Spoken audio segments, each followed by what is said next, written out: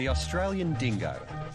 With his bright eyes and bushy tail, he may look like a family dog. But this is no pet.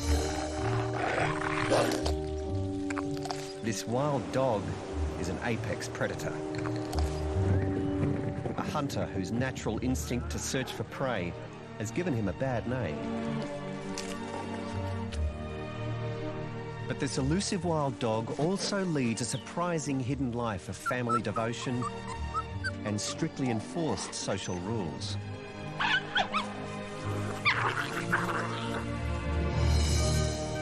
The dingo roams across Australia, a vast island continent, home to some of the planet's most unusual and fascinating animals.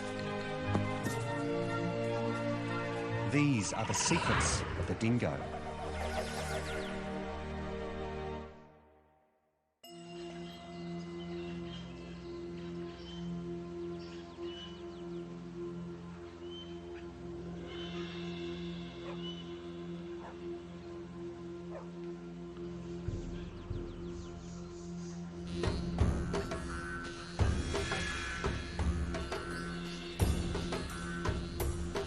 Built for hunting, dingoes are so adaptable they can survive in a variety of habitats, including mountains, deserts, and forests.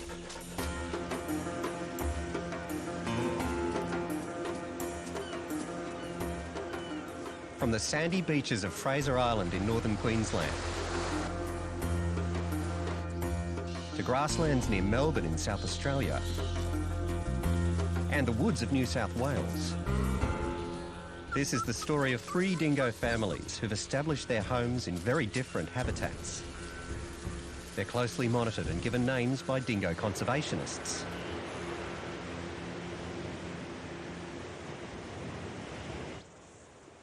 Dingoes form a distinct subspecies of wild dog, Canis lupus dingo. They're genetically closer to the Asian wolf than to the domestic dog, with flatter, broader skulls, longer, more pointed muzzles, longer canines, and a whole lot more attitude. Canis dingo is thought to have come to Australia with Asian seafarers between 3,500 and 5,000 years ago, or even earlier, sharing the land with Aboriginal tribes long before European settlers arrived.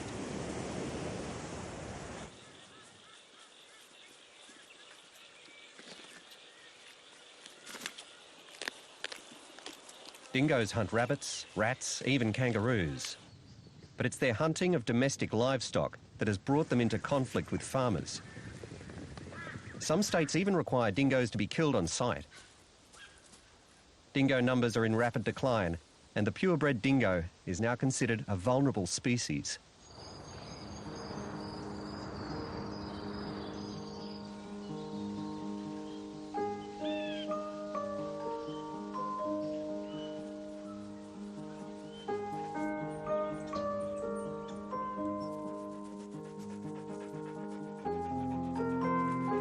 In Victoria, a mostly temperate state in the southeast of Australia, dingoes Saxon and Petal are preparing for a big event, the birth of their puppies.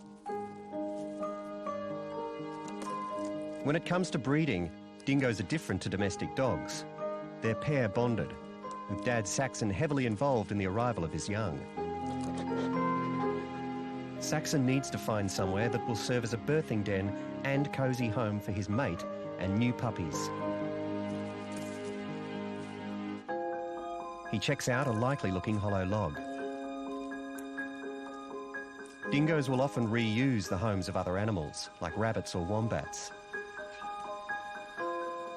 They're looking for a secure, protected base close to a water source, and they'll establish several dens in their home territory. If disturbed in one home, they'll move to another. This log seems to meet Saxon's criteria, which is lucky because Petal has been pregnant for 2 months and her due date is imminent.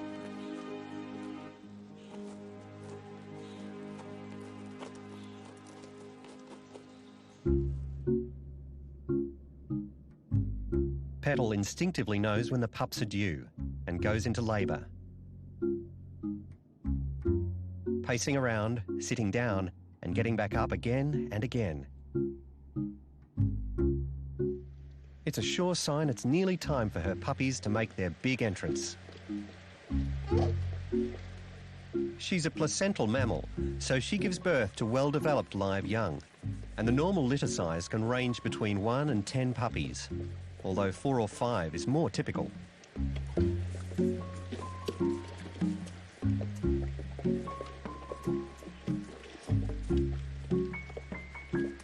It's an easy delivery for the first puppy.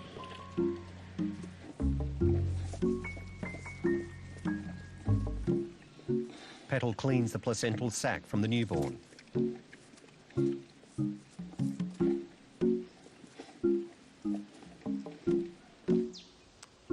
Dad Saxon stands guard nearby.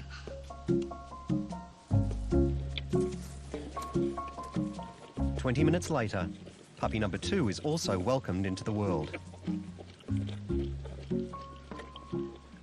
Petal chews through the umbilical cord.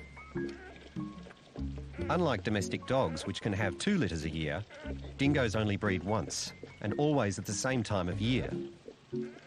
Females become pregnant after the Australian fall equinox in March. This timing ensures that after weaning through the winter, the puppies will have plenty of prey available in the spring when they're ready to start hunting for themselves. Right now, Petal's puppies are tiny, weighing just a few ounces. They're blind and helpless, and won't open their eyes for a couple of weeks. With just one chance to breed a year, it's important that Petal makes sure all her puppies survive. Saxon will have to wait until Petal's finished giving birth to find out how many puppies he's having.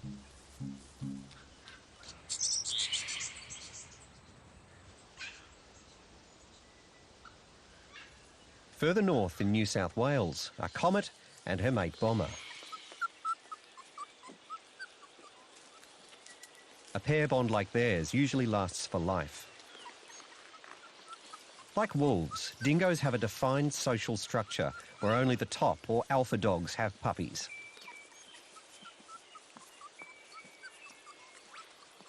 They also can live in packs like wolves, with up to 10 members, including mature adults of both sexes, extended family members, as well as last year's offspring.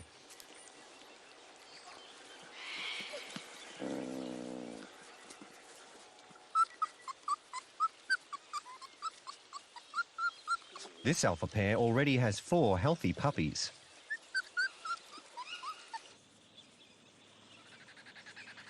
Last year's offspring, Tom and Harold, are still living with their parents, Comet and Bomber. They'll probably leave the family next year to live alone or join another pack. But for now, they're still learning from their parents.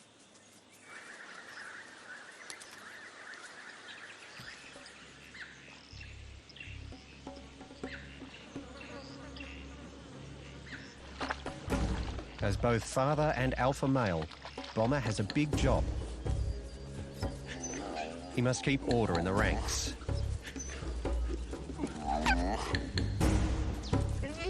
Teach his puppies everything they need to survive. And protect his family from any other dingoes that want to take over his territory.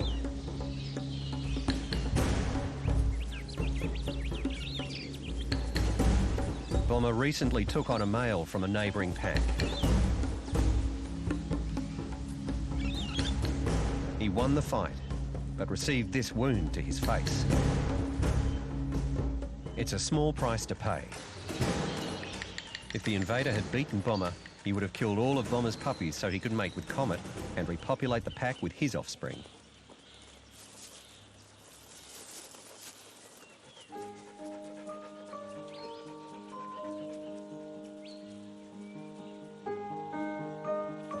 So the puppies are fortunate their dad was the victor. And they can play in the sunshine and suckle from Mum, Comet. She's had an average number of pups, but raising them would be almost impossible without Bomber's help. Unlike many animals, both the male and female dingoes share parental responsibilities. Dingo dads regurgitate food for their puppies once they start eating solids, help protect and care for them, and teach them everything they need to survive, right up until they're adults. After 7 weeks of suckling, the puppies are fat and flourishing. The first 4 weeks of their lives, they were suckling every few hours, but now they're starting to move towards weaning.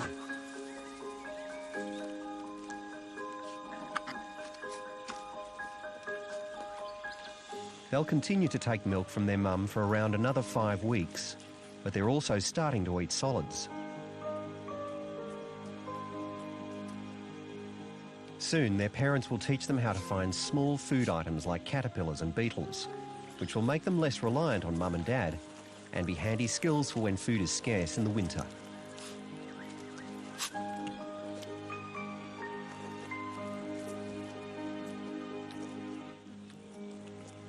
Now they're exploring their environment all the time, making regular forays out from their lair, a hollow log.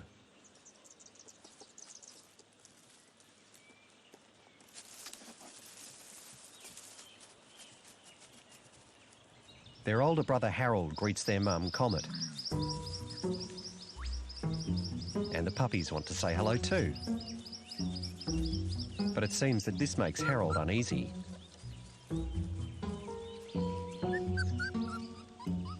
Although these are his siblings, they're also the puppies of the alpha male and female, and he's very cautious around them. Harming them, even accidentally, could mean repercussions.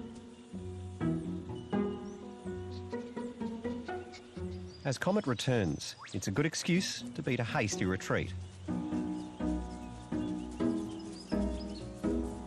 And for the puppies to return to suckling.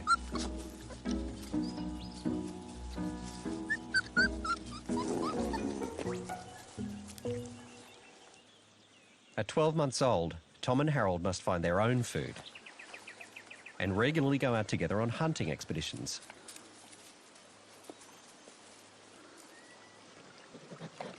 But they often end up down by the river, just relaxing and doing a bit of grooming.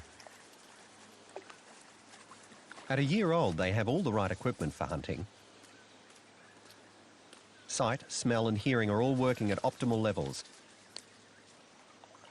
and outstrip many of their prey animals' senses.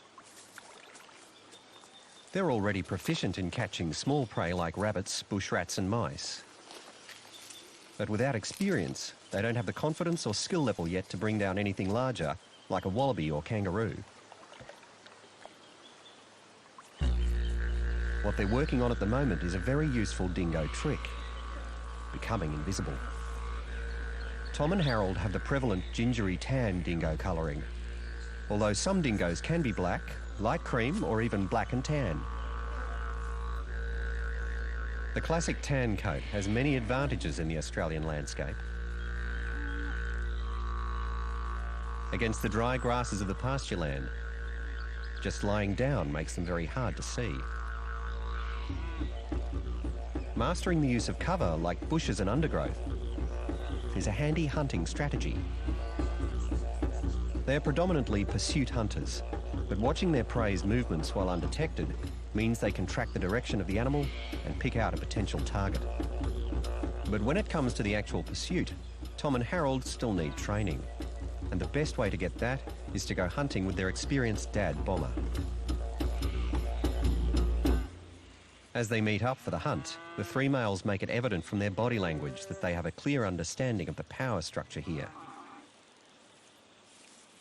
Bomber's tail is carried high and is fully erect, forming almost a full circle, and his head is also high.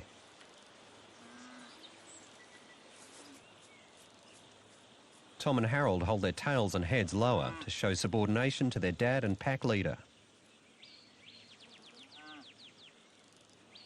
With everyone assured of their place in the pecking order, they can set off.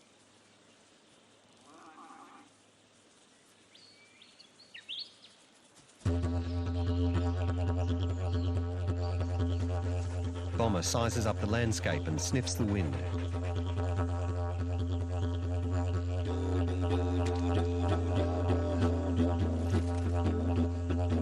Like a dog, his sense of smell is around 100 times keener than that of a human. His ears can rotate individually to pinpoint the exact position of his prey. He has 180-degree vision and can see movement up to 1 kilometre away. And to take down a bigger kill, dingoes work together. Dingoes can read each other's body language extremely well, and when they can see Bomber is ready, all three set off across the meadows.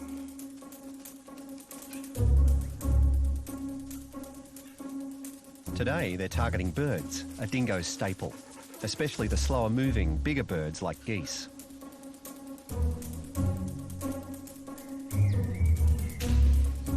But they'll go for whatever's around, like water birds.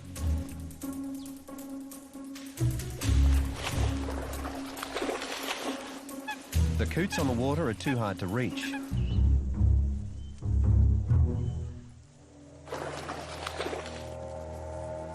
But the meadows are full of game birds.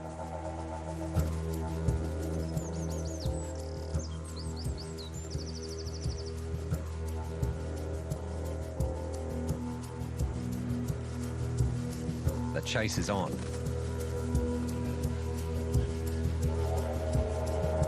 Like wolves, they use initial speed to try and catch their target, but then rely on their stamina and endurance to wear down and exhaust the prey until it can be dispatched by the pack.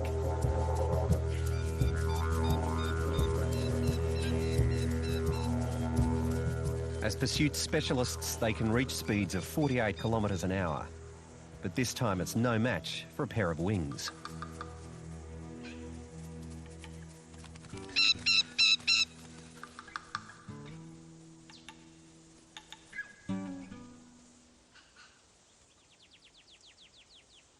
Hunting is exhausting work. The three rest to recuperate their strength.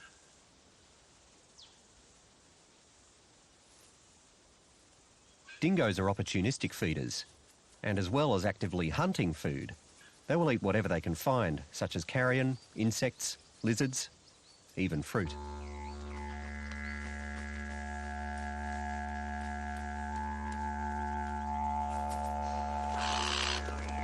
Still hungry, the threesome sets off to see what else they can find. Bomber and his family live near some rich pasture land, and it's not long before they catch the scent of a cattle herd.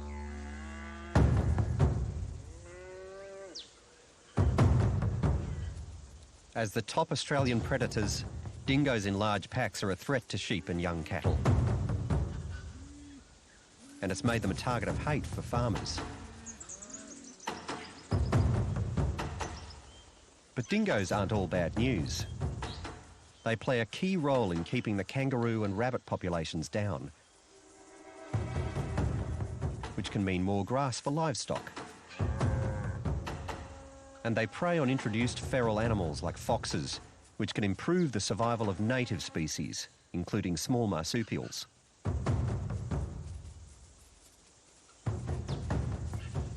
Dingoes hunt as a pack, and the only way they can bring down big game is to work cooperatively. Bomber sends son Tom in from one angle, while he and Harold flank.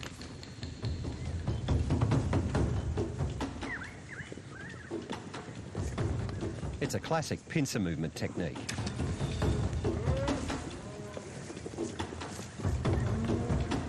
But prey selection is a key part of a successful hunt. These cows are around 47 times the weight of Bomber and Harold. And one well-placed kick or horn stab could take them out.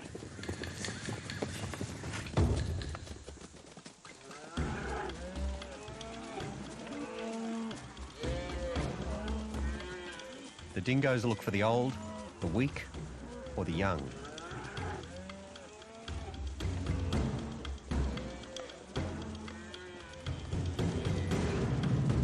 They've spotted a calf in the middle of the herd. Like many hunting animals, the dingo's prey drive is triggered by movement. The more agitated the cattle become, the more the dingoes become intent on following them.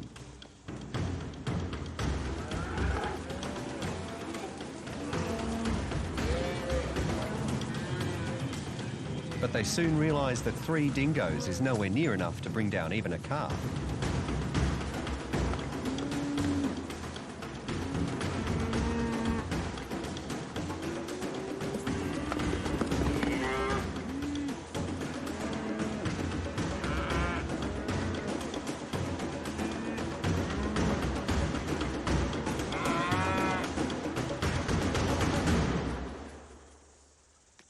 The dingoes have to accept defeat.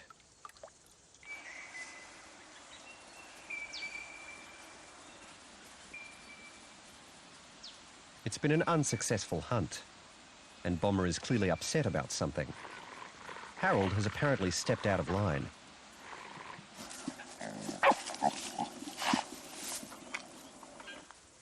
When dominance displays don't convince Harold who's boss, Bomber escalates to nipping.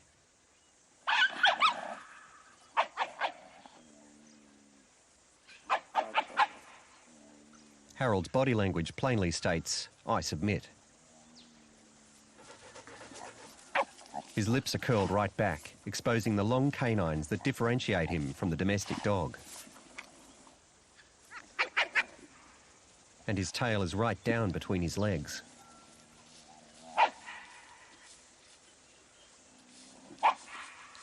But he's still a little bit defiant. So Bomber needs to finish making his point and circles Harold until he stands down and gives way to his alpha.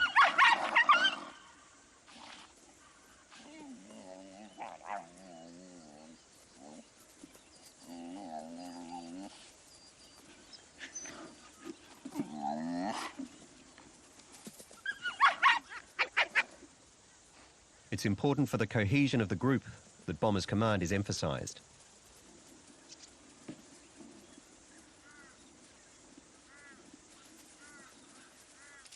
Finally, Bomber is satisfied, but for today, the 2 part ways.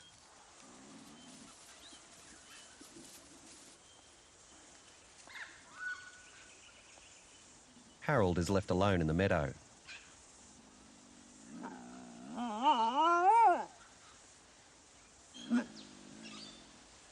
Unlike domestic dogs, dingoes rarely bark. Instead, they howl and yowl. This eerie wolf-like noise is not completely understood by scientists. But it seems the significance of the howling changes according to the situation. They use it to locate other members of the pack, and even to warn neighbouring packs of their approach at a shared water source. This will minimise conflict between the packs.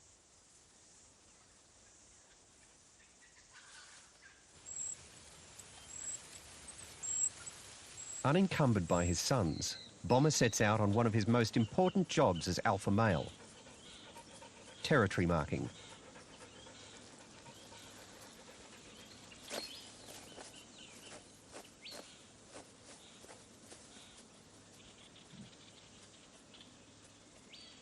The chemical messages he leaves are full of information, most likely serving as a warning to any other dingo with thoughts of violating his borders.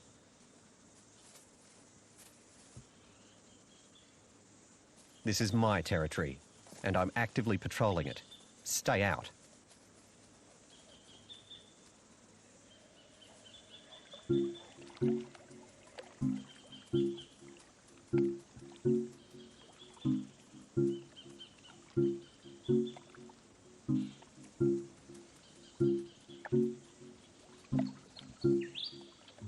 Bomber's found a patch of another animal's urine on the ground.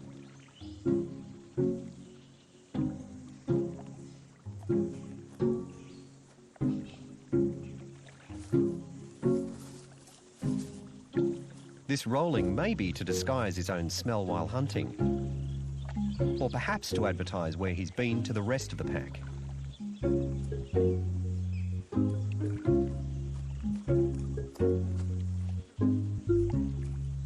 Territory marked, he can head back to find the others.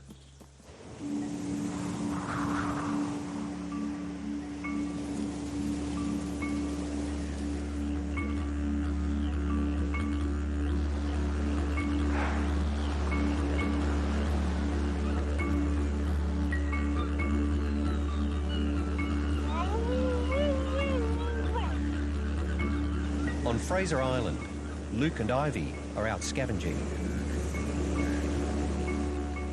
Lying just off the east coast of Australia, Fraser is the world's largest sand island. Over 1,600 square kilometres of isolated, pristine habitat. Its lakes and woods offer ideal homes to a colony of around 120 dingoes.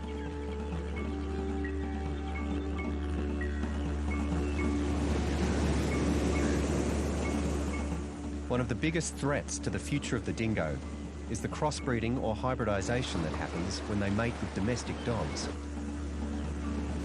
And so, the dingoes of Fraser Island are thought to be the most genetically pure due to their isolation from the mainland.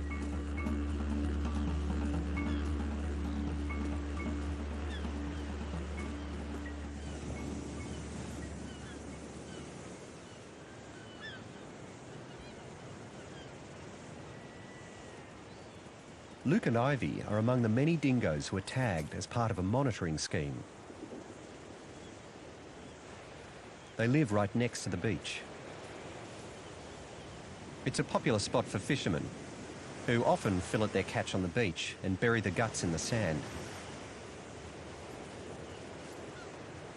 Luke and Ivy mostly spend their time beach combing for these hidden caches of fish entrails.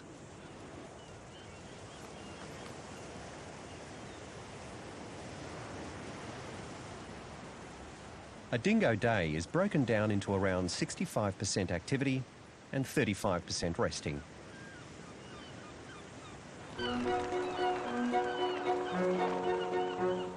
So while Luke takes a snooze, Ivy goes out scavenging.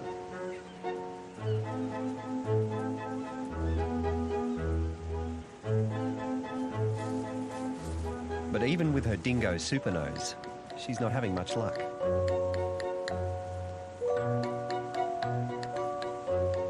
In ideal conditions, she should eat around 7% of her body weight, about 1 kilo of food every day.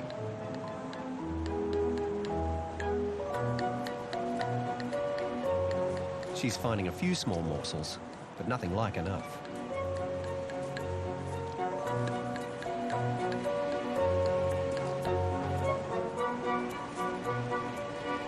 For now, she retires back to the tree line, away from the scalding heat of the beach.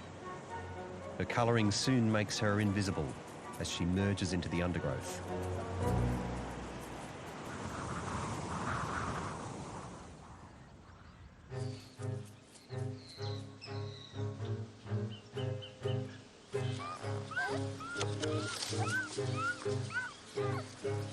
In Victoria, new parents Saxon and Petal are taking their little family out for a morning stroll.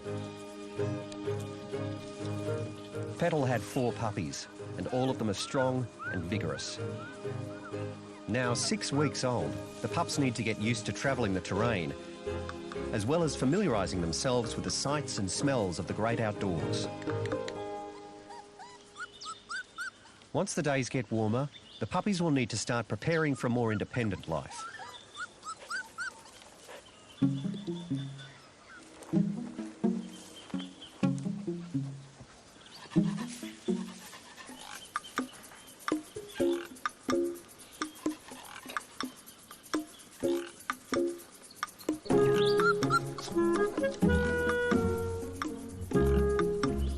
As apex predators, full-grown dingoes don't face many threats from other animals. But if the puppies wander too far from the pack, they could still make a tasty snack for a large bird of prey, like a kite or eagle. Mum and Dad must keep a watchful eye on all of them, but it's hard when, like many toddlers, wandering off at high speed is a speciality.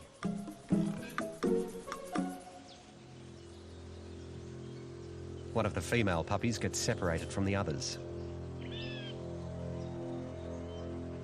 Overhead, a wedge-tailed eagle circles.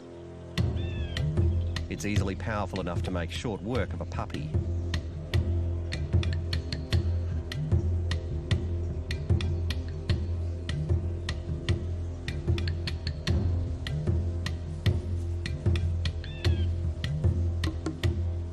Saxon must find his puppy fast. He leaves the rest of the puppies with their mother and sets off to search for his missing little one.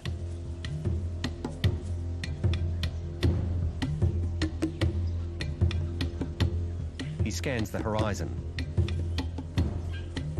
His nose is working overtime. But the little puppy is still oblivious to the danger she's in and is now quite far from the rest of the family.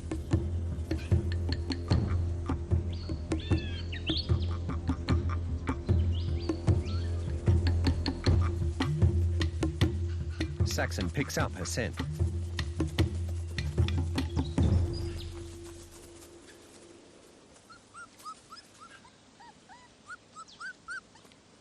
He finds her.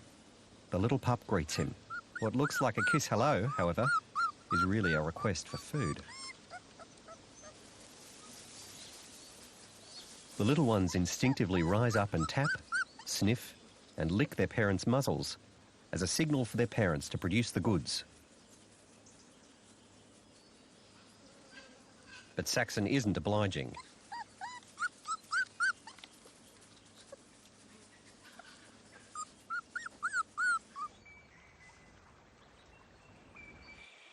Back in northern New South Wales, Mum Comet is at the family's base camp, or lair, watching over her puppy's afternoon nap.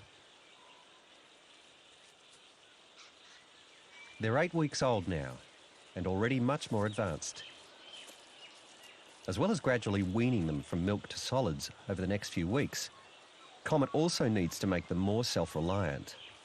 They must learn to be aware of danger, be able to find food and look after themselves.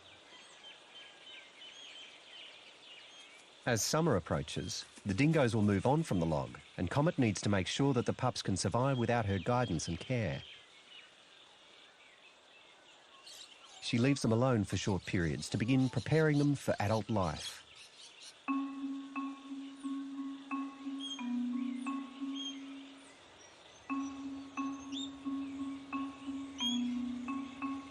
As soon as the puppies wake up, they realise that neither Mum nor Dad are anywhere to be seen.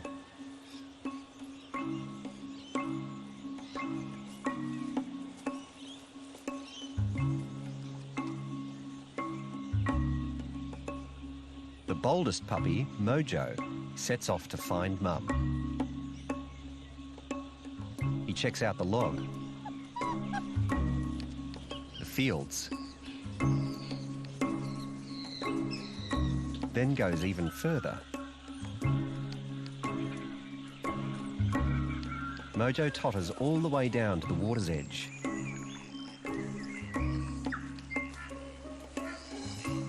The puddle of mud is a brief but welcome distraction.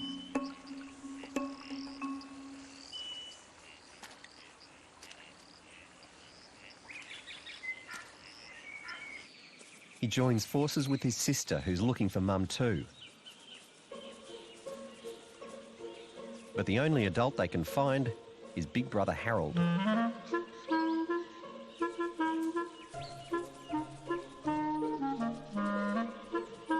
He's just as uneasy around the puppies as ever.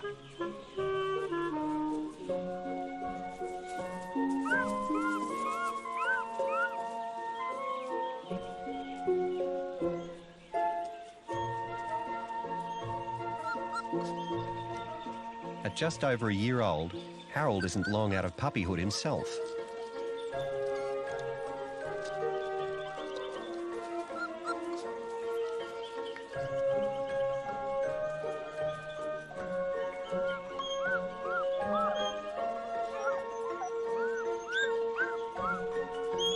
And like many big siblings, he's got no desire to hang out with the little ones.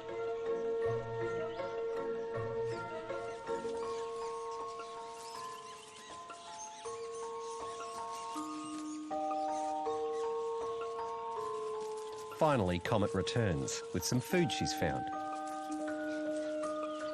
She's desperately thin after suckling 5 voracious puppies for 8 weeks and doesn't feel like sharing.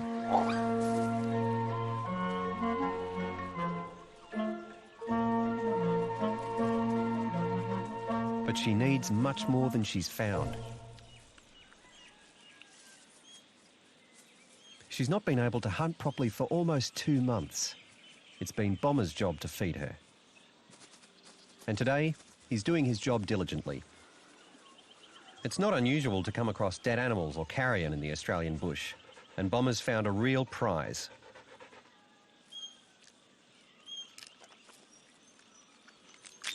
A wallaby carcass. Comet greedily tucks in. Bomber takes a relaxed position to one side and allows his mate to eat. He knows now isn't the time to ask for a share.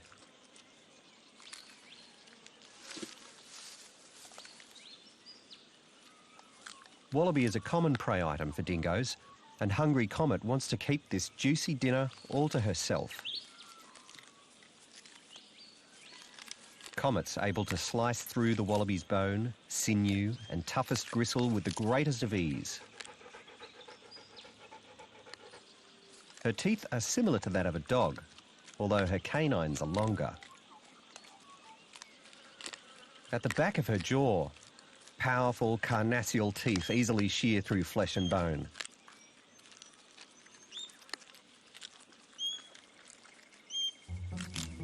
The puppies venture a move towards the meat.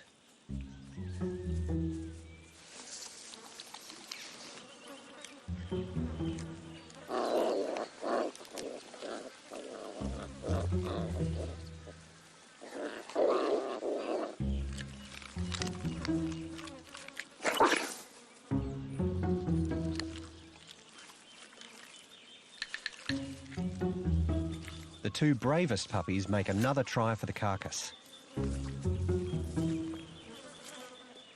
Now Comet's got some down, she's prepared to tolerate them. Even at this young age, the puppies are finding out which of them is the more dominant.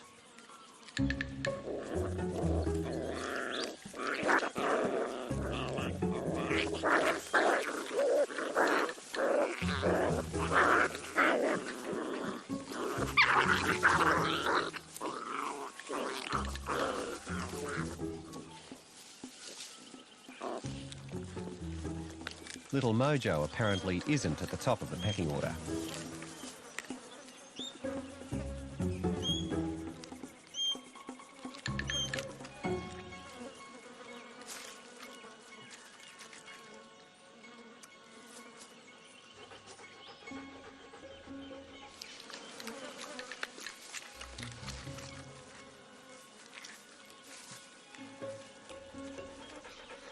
Bomber decides he's been patient enough.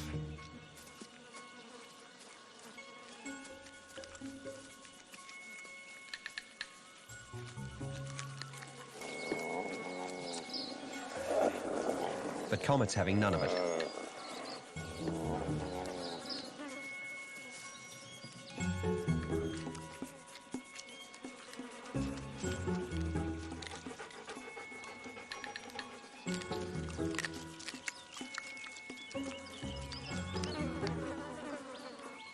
Bomber is forced to settle for a piece that she's discarded.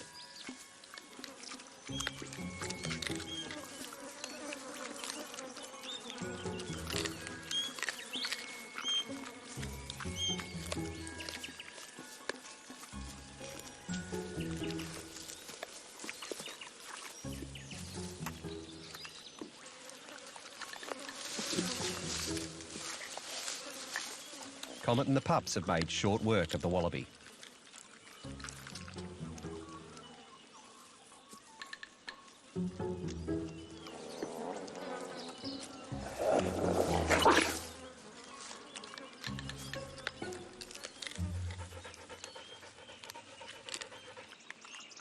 They wash down their meal with a drink. Dingoes can go days without drinking, but when they have access to water, they like to drink between half a litre and a litre a day, depending on how hot it is. Time to settle down for a nap.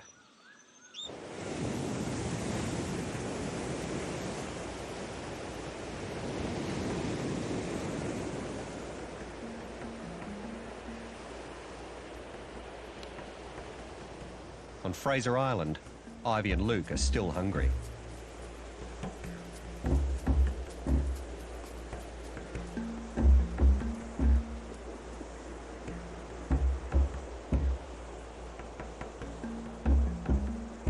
Ivy has spent hours crisscrossing the beach looking for fishermen's cast-offs with very little to show for it.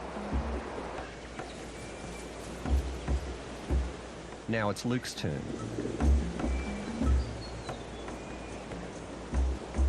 He starts by looking for some crabs. The crustaceans bury themselves in holes in the sand.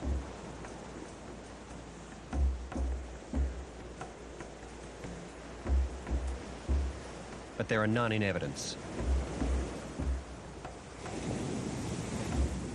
And he doesn't find any buried fish guts either. Luke and Ivy aren't doing well going solo. Even with their super smell, keen vision and ears that can hear 4 times further than humans, not every hunt is going to be successful.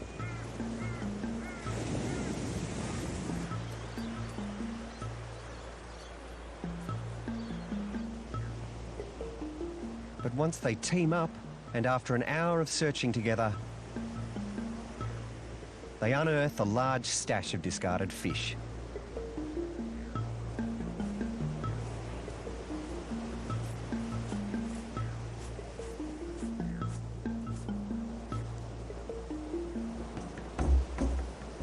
They tuck in, bones and all.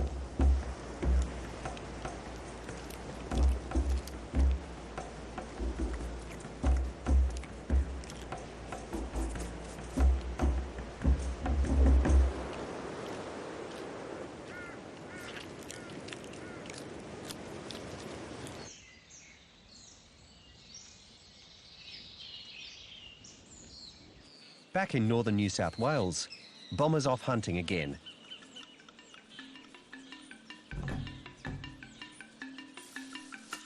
Comet didn't leave much of the wallaby carcass for anyone else in the family, so he's still hungry. His hunting range is huge. Dingoes regularly travel around 40 kilometres a day. He investigates the forest. But his keen sense of smell has picked up a scent around 1 kilometre away.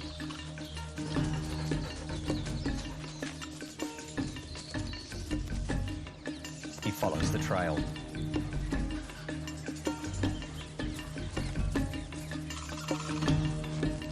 Until he pinpoints the source of the smell inside a log.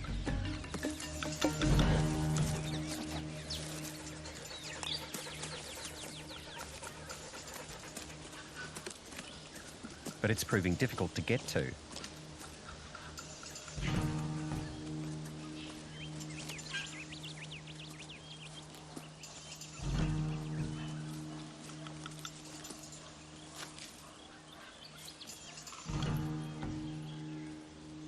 Bomber slowly demolishes the log, digging, scraping, even biting off wood to get to his prize.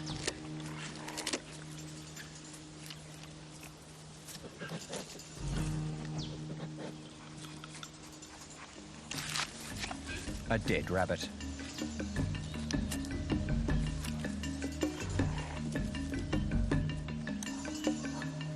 Finally, he can enjoy a meal of his own.